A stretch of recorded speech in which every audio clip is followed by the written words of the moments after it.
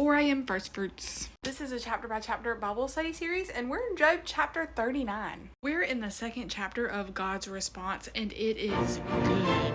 God's response couldn't be more perfect. I mean, even neuroscience proves that this was the right way to go. Do you know when mountain goats give birth? Have you watched the deer in labor? Can you count the months they are pregnant so you can know the time they give birth?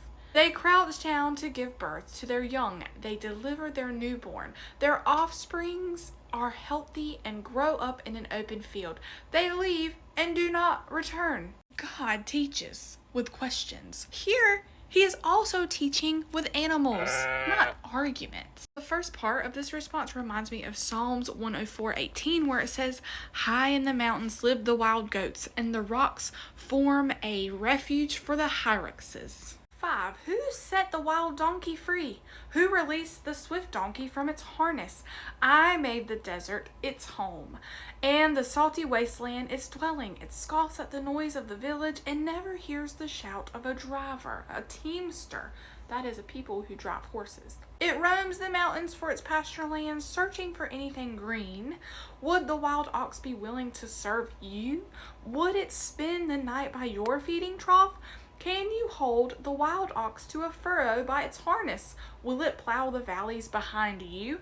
Can you depend on it because its strength is great? Why you leave it to your hard work? Can you trust the wild ox to harvest your grain and to bring it to your threshing floor? This is a great reminder to Job that God creates and God tames. Wild donkeys are notoriously hard to train. They're extremely stubborn. That's why some people get called an 13. The wings of the ostrich flap joyfully, but are her feathers a plumage like the stork's?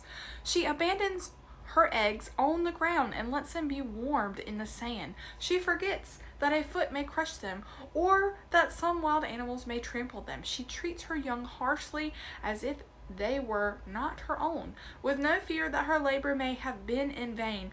For God has deprived her of wisdom. He has not empowered her with understanding. When she proudly spreads her wings, she laughs at the horse and its rider. God is not using cute farm animals to teach Job right now. He is using wild, untamed, free, crazy animals. And that was deliberate.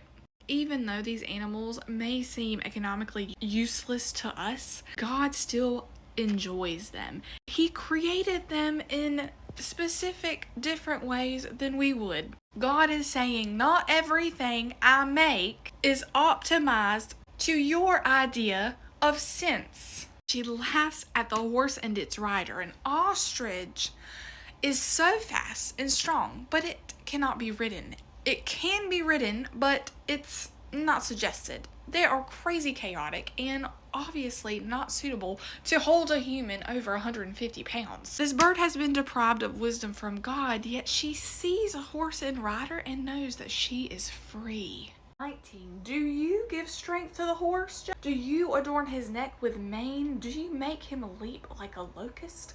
His proud snorting fills one with terror. He paws in the valley and rejoices in his strength. He charges into battle.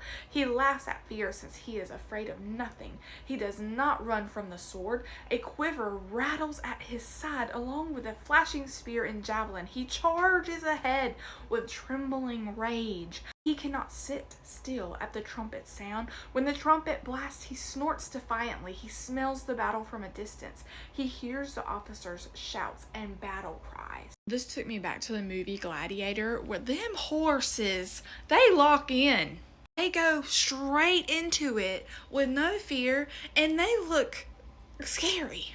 And what God is saying in this, I built courage into muscle and breath. Do you think bravery is a human invention? 26. Does the hawk take flight by your understanding and spread its wings to the south?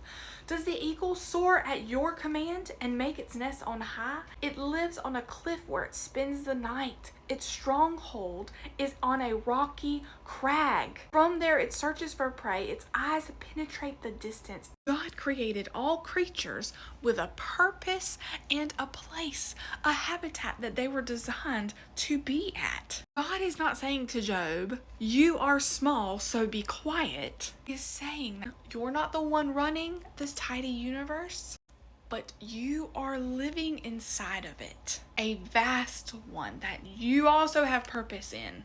Takes Job's focus off of himself and his suffering and makes him look outward.